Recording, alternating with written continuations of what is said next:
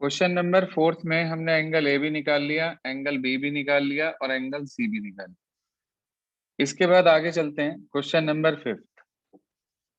पढ़िए क्या कहता है क्वेश्चन नंबर 5।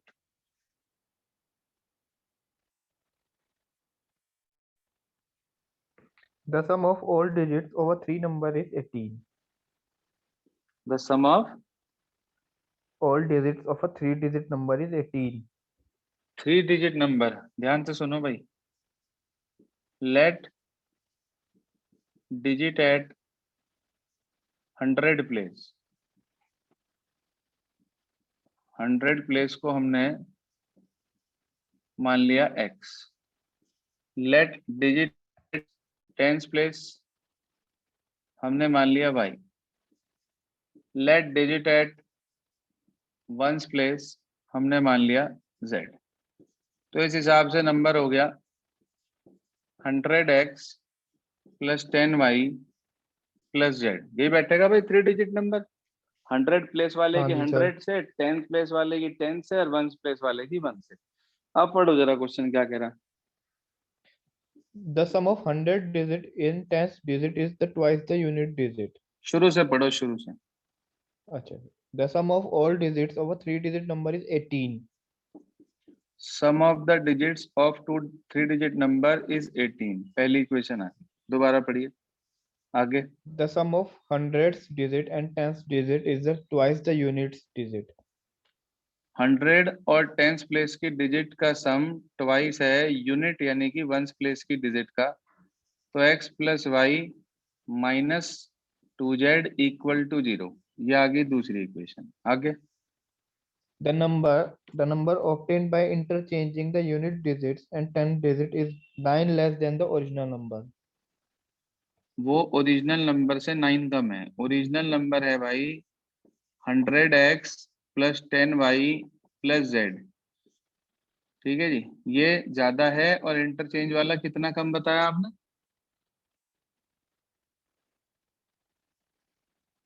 9. 9। कौन कौन सी डिजिट को इंटरचेंज करना बेटे?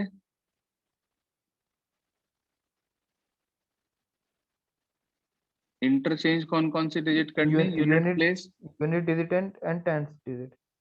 ये दोनों इंटरचेंज करनी। तो इसका मतलब 100x प्लस 10z और प्लस वाई, इसमें 9 का डिफरेंस है। आपने ब्रैकेट खोल दिया, 100x से 100x सीधा कट गया, 10y minus y 9y, z minus 10z minus 9z equal to 9। तो 9 कट गया, बच गया y minus z equals to कितना? 1। y माइनस जेड आपके पास 1 आ गया। कोई प्रॉब्लम इतने तक?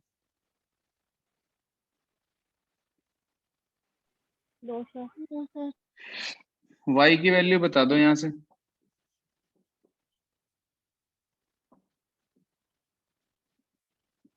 थर्ड से y की वैल्यू निकाल ली और इसे उठा के put in first and second कर दिया। हाँ जी सर, फर्स्ट में भी रख रहे और सेकंड में भी रख रहे। इसे रखो जरा। फर्स्ट में रख दो पहले, y की जगह z प्लस 1। तो ये आ गया x plus z plus 1 plus z equal to 18, x plus 2z equals to 17। चलिए ये बन गई फोर्थ इक्वेशन। अब की बार y की वैल्यू z प्लस 1 इसमें रख दी, तो x plus z plus 1 minus 2z equal to 0। तो x minus z equal to -1। इन दोनों को सॉल्व कर लो, सब्ट्रैक्ट कर दो यहीं का यहीं। ये कैंसिल हो गया, 3z इक्वल टू 18, z6 आ गया बेटे।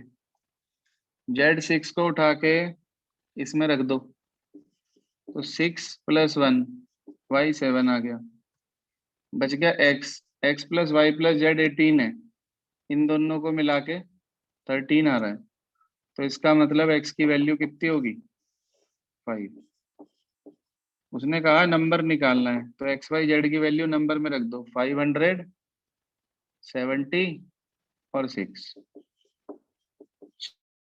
प्लीज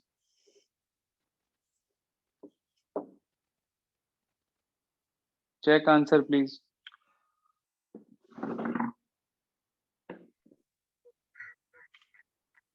ये सर।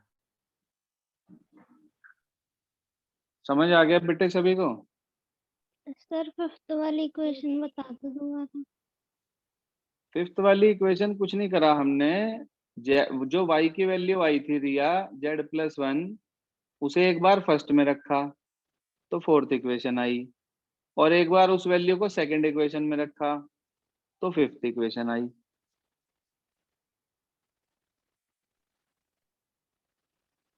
ठीक है। सेकंड और फर्स्ट में रखा, देखो पहले फर्स्ट में रखा तो फोर्थ इक्वेशन आई, फिर सेकंड में रखा तो फिफ्थ इक्वेशन आई, उसके बाद फोर्थ और फिफ्थ इक्वेशन को सॉल्व कर लिया, जेड वाई की वैल्यू, जेड और एक्स की वैल्यू आ गई, उसे उठा के पुट कर दिया वहां पे तो वाई की वैल्यू आ गई, तीनों मिलते ही नंबर कैलकुलेट कर दिया। कोई प्रॉब्लम?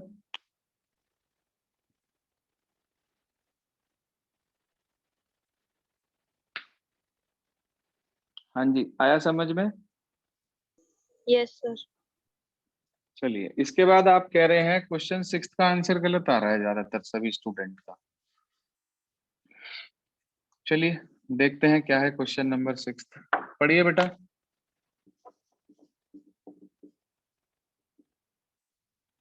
पढ़िए please.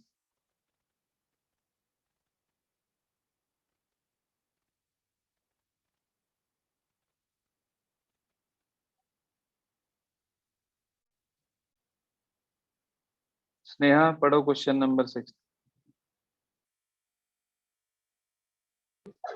Sum of the ages of two sons is 7 less than the ages of their father.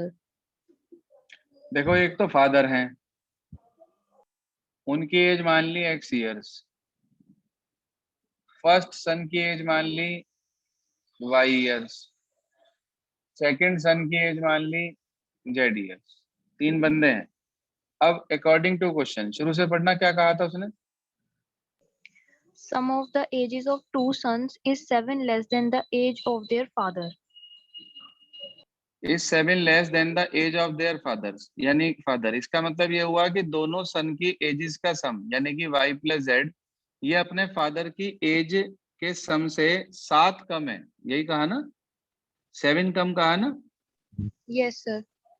तो हम इसमें 7 जोड़ दें तो दोनों बराबर हो जाएंगे।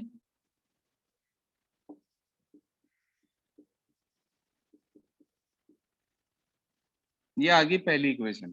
फिर क्या कहा, आगे पढ़िए। 9 years ago, father's age was 9 3. Years ago, एक एक करके चलो। 9 इयर्स एगो, कोई बात नहीं, तो 9 साल पहले इनकी एज निकाल लो सबकी। फादर की x-9, पहले बेटे की y-9, दूसरे बेटे की z-9। अब रिलेशन पढ़ो, क्या कहा? 9 years ago 3 times the age of his elder son. 3 times the age of his elder son. अब हमें क्या Yes. पता एल्डर कौन है? एल्डर इसे मान ले रहे, इसे कह दे रहे एल्डर, और इसे कह दे रहे younger.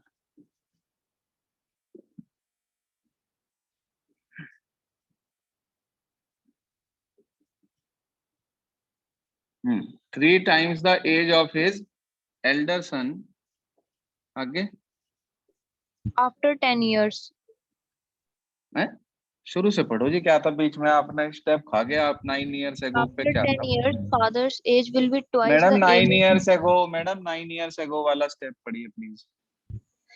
9 years ago, father's age was 3 times the age of his elder son. 9 years ago, father age was 3 times the age of his elder son, ये कहा उसने। तो यहां से इक्वेशन मिली आपको x minus 3y equals to -27 और +9। तो -18 रह गया क्या यहाँ पर? हाँ भाई चेक कर लेना, इक्वेशन ओके है। फिर क्या कहा उसने, कितने ईयर्स लेटर? 10 After years. 10. चलो 10 साल बाद।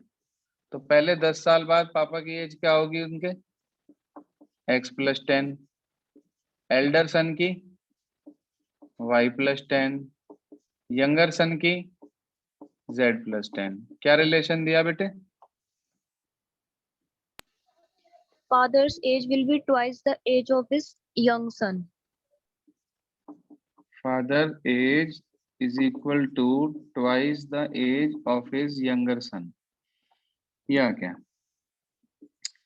तो x - 2z is equal to 20 - 10, 10 रह गया यहाँ पे। ये तीसरी इक्वेशन आ गई। तो मेरे हिसाब से तो बहुत आसान है ये।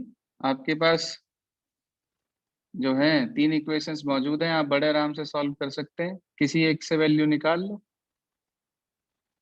भाई। आपके पास इसमें x है, इसमें x है, इसमें x है, तीनों में x है। तो और यहाँ से अगर मैं वैल्यू निकाल लेता हूँ, इसमें x y है, इसमें x z है, तो वहां से जरा z की वैल्यू बताना क्या आएगी फर्स्ट में से। हाँ जी, फर्स्ट में से z की वैल्यू बताना क्या आएगी? x - y - 7. शाबाश, इक्वल टू 10। ये कहाँ से निकाल ली हमने? From first. तो x - 2x, तो -x रह गया, माइनस माइनस प्लस 2y + 14, उधर